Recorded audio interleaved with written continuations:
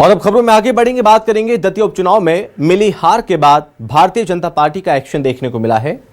दतिया जिला कार्यकारिणी भंग होगी, ये सूत्रों के हवाले से खबर सामने आ रही है। भोपाल में बैठक हुई थी बीजेपी की और इस बैठक में फैसला लिया गया दतिया जिला अध्यक्ष को भी हटाया जाएगा। नरोत्तम मिश्रा के समर्थकों पर भी गाज गिरेगी। 18 पार्षदों के खिलाफ कार्रवाई हो सकती है। आशुतोष तिवारी ने बैठक में भीतरघात के सबूत दिए हैं। दतिया हार की समीक्षा के लिए 2 सदस्यीय समिति का गठन किया गया। आपको बता दें कि दिल्ली आज भेजी जाएगी समीक्षा की विस्तृत रिपोर्ट, क्योंकि एक बार फिर से दतिया में बीजेपी को बड़ा झटका लगा है। पहले भी कांग्रेस यहां से जीती थी, उसके बाद जब उपचुनाव हुए तो एक बार फिर से यहां पर कांग्रेस की जीत हुई है। पहले भी कांग्रेस की जीत हुई थी, एक बार फिर से कांग्रेस की जीत हुई है इस उपचुनाव में। हालांकि बीजेपी ने कड़ी मेहनत जरूर की थी, लेकिन सूत्रों के हवाले से ये खबर सामने आ रही है कई लोगों पर गाज गिर सकती है।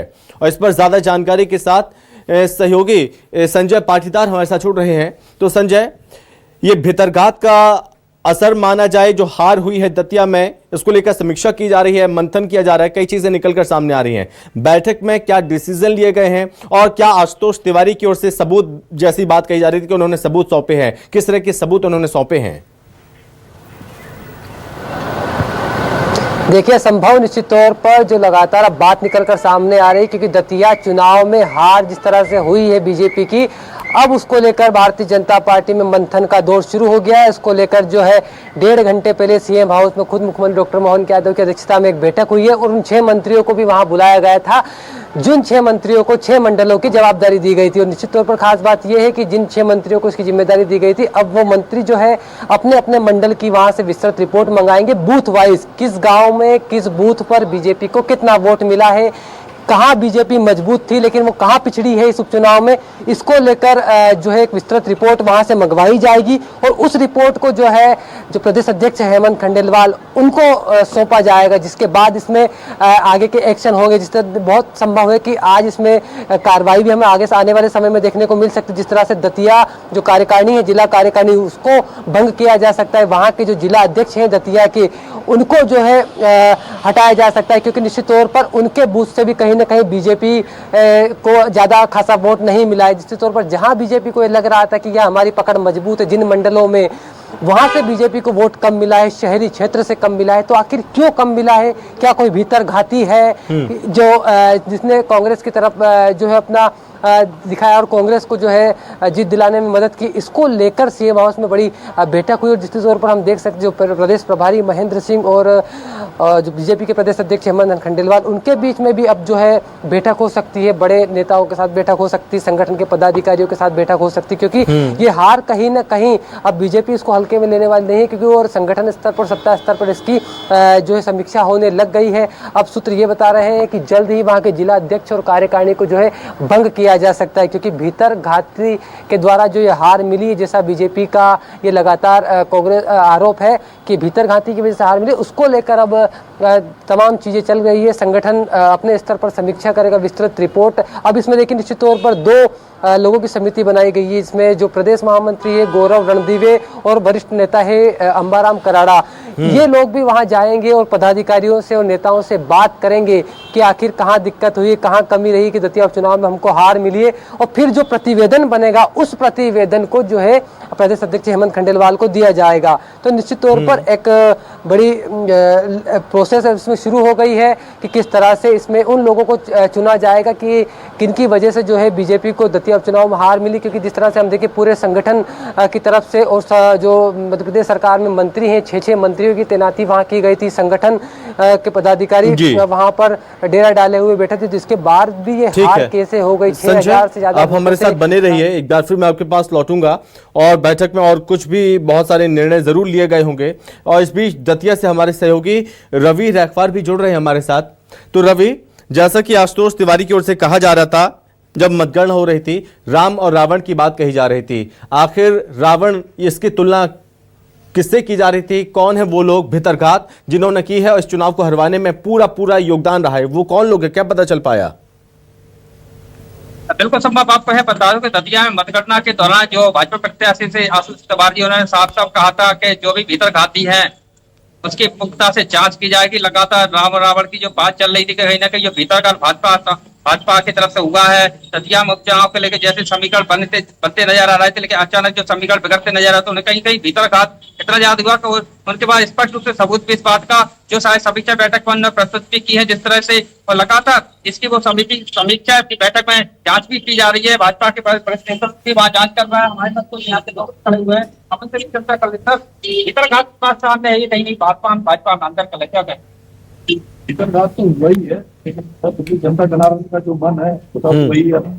भीतर घात कितना विवाह तो जनता की मन की भावना है होता वही है। भाजपा प्रत्याशी कह रहे हैं जांच करवाएंगे, भीतर घात हुआ है, इसका कोई बात जो है सबूत तो नहीं है। भीतर घात हुआ है जांच करवानी चाहिए। मुझे लगता है जनता का मन है।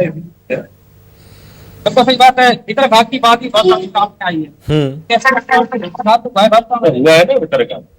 हमारे भारतीय जनता पार्टी के प्रत्याशी यादव जी ने बोला है, प्रदेश अध्यक्ष खंडेलवाल जी ने बोला है, भीतरघाती के कारण बहुत करीब से भारतीय जनता पार्टी हारी है और भारतीय जनता पार्टी की बड़े कार्यकर्ताओं में इंटरेस्ट नहीं था। तो वरिष्ठ नेता तो वो कह रहे जांच करवाएंगे। अब क्या लगता है, अब क्या स्थिति बनेगी? जांच होगी तो दूध का दूध और पानी का पानी होना चाहिए। भारतीय जनता पार्टी समर्थक नाराज थे, रात में खेला हो गया। नहीं, क्या हुआ कि रात का पता न दिन का पता, उन लोगों ने किस तरीके से उन्हें भ्रमित कर दिया प्रत्याशी। तो भाजपा ने कांग्रेस में वोट डाल दिया। हुआ है ना, हुआ है हुआ है। लेकिन रवि बिल्कुल भीतर घात हुआ है से टिकट था उसी दिन से पब्लिक भाजपा के लोग थे, कई लोग ठीक है जुड़े हुए थे। तो और दतिया से रवि हमारे साथ लगातार बने हुए। रवि, आप हमारे साथ बने रहिए। इस बीच हमें ज्वाइन कर रहे हैं विवेक गुप्ता हैं, जो कि प्रवक्ता हैं बीजेपी से, बीजेपी का पक्ष रखेंगे। विवेक जी, बहुत स्वागत है आपका। नमस्कार जी सर, अब तो कुछ खबरें सामने आ रही हैं कि दतिया में जो चुनाव में हार मिली है पार्टी को और आशुतोष तिवारी को शिकस्त मिली, उसके बाद मंथन किया गया। मंथन में पता चला है कि कुछ भितरघात है जिसका असर इस चुनाव में देखने को मिला। तो क्या बताएंगे कौन वो भितरघाती है और किस किस पर एक्शन लिया जा रहा है सर पार्टी से? अब देखिए, इसे पूरे परिप्रेक्ष्य में देखना होगा। हाँ। लोकतंत्र का चुनाव जो है एक पर्व होता है और इस पर्व में इसमें जो भी जनादेश प्राप्त होते हैं तो भारतीय जनता पार्टी दतिया चुनाव में प्राप्त हुए जनादेश को शिरोधार्य करती है और स्वीकार करती है, सिर माथे रखती है कि जनता ने जो भी आदेश दिया। निश्चित रूप से हम कहीं हमारी जनहितैषी योजनाएं, जन कल्याणकारी काम जनता के अंतिम व्यक्ति तक पहुंचाने में कामयाब नहीं हो पाए, कुछ कमियां रह गई हैं, इसलिए ये परिणाम आया। हालांकि एक तथ्य ये भी है कि पिछले जो चुनाव वो ये कांग्रेस की सीट थी और पिछले चुनाव में जो भारतीय जनता पार्टी को वोट मिले थे उससे 1600-1700 वोट ज्यादा मिले। तो ऐसा नहीं कहा जा सकता कि भारतीय जनता पार्टी का कोई वहां असर कम हो गया है या कोई उसमें कमी रह गई है प्रयासों में। लेकिन ये जरूर है कि कुछ कारण ऐसे होते हैं जो मंथन का विषय होते हैं, समीक्षा का विषय होते हैं और वही लेकिन विवेक जी, जनता पार्टी आरोप लगाते रहे विपक्ष पर ढांचा है जी, आप कांग्रेस पर लगातार आरोप लगाते रहे कि कांग्रेस में बिखराव है, एकजुट नहीं हो पा रही है, और यहाँ पर क्या आप पार्टी नहीं समझ पाई कि यहाँ पर कुछ ना कुछ अंदरूनी बहुत कुछ चल रहा है? क्या पार्टी नहीं भांप पाई?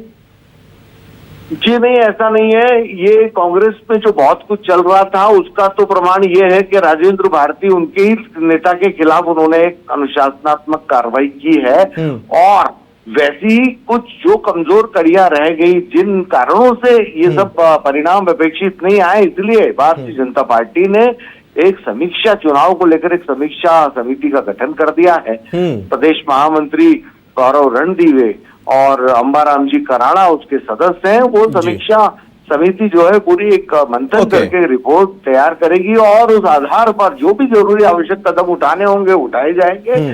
पार्टी अध्यक्ष श्री हेमंत खंडेलवाल जी ने भी स्पष्ट कर दिया है कि अनुशासन पार्टी का एक मूल आधार है। इसमें कोई भी दिक्कत या कोई कमी आती है, कोई ऐसी बात आती है तो वो बर्दाश्त नहीं की जाएगी, क्योंकि अनुशासनात्मक ढांचा ही भारतीय जनता पार्टी का मूल आधार है और इसी बलबूते विश्व का सबसे बड़ा राजनीतिक संगठन भी है और 22 राज्यों में सरकार और मध्य प्रदेश में भी 29 में से 29 लोकसभा और तीनों राज्यसभा सीट हम जीतकर हमारे अनुशासनात्मक ढांचे को दिखा चुके हैं। ओके विवेक जी, बहुत धन्यवाद आपका हमसे बातचीत करने के लिए, अपना पक्ष रखने के लिए धन्यवाद। तो इस बीच हालांकि एक तरफ जश्न कांग्रेस पार्टी में जरूर है, लेकिन आत्मचिंतन किया जा रहा है, मंथन किया जा रहा है भारतीय जनता पार्टी में। क्या वजह रही, उन वजहों को खंगालने की कोशिश की जा रही है। और जैसा कि ये पता चला कि कुछ भीतरघाती हैं जिसका असर हुआ है, उन पर भी एक्शन लेने की तैयारी में है पार्टी पूरी तरह से। रवि, आपको बहुत धन्यवाद और संजय, आपको भी बहुत धन्यवाद तमाम जानकारी के लिए।